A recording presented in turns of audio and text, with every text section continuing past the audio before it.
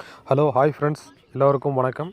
நாம் இப்போ பார்க்க போகிறது வந்து தோட்டத்தில் வந்து பெட் அமைச்சு வந்து நம்ம தக்காளி செடி, அப்புறம் பீன்ஸ், வெள்ளரிக்காய், அப்புறம் பீக்கங்காய், சுரக்காய் இது போன்ற விதைகளை வந்து நட்டு நம்ம வந்து கொடி வகைகளை வந்து எந்த மாதிரி நம்ம நட்டு வந்து குச்சி நட்டு பராமரிக்கிறோம் அப்படின்றத இந்த பாடியில் பார்க்குறோம்.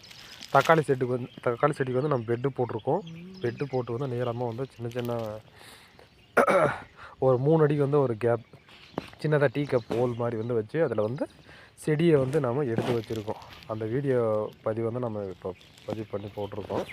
இதை பாருங்கள், ஒரு செடிக்கும் இன்னொரு செடிக்கும் வந்து எவ்வளோ கேப் இருக்குது அப்படின்ட்டு. செடி வந்து நல்லா ட்ரிப்போஸ் மூலமாக வந்து தண்ணி பாய்ச்சற மாதிரி வந்து எல்லாமே செட் பண்ணியிருக்கு. ஒவ்வொரு செடிக்கிட்டையும் வந்து சின்ன சின்னதாக ஹோல் இருக்குது. இங்கே பாருங்கள், கரெக்டாக வளர்ச்சி அடைஞ்சிருக்கு.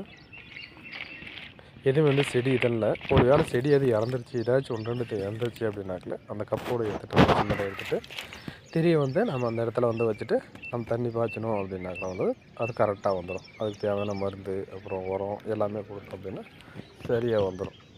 ஓகேங்களா?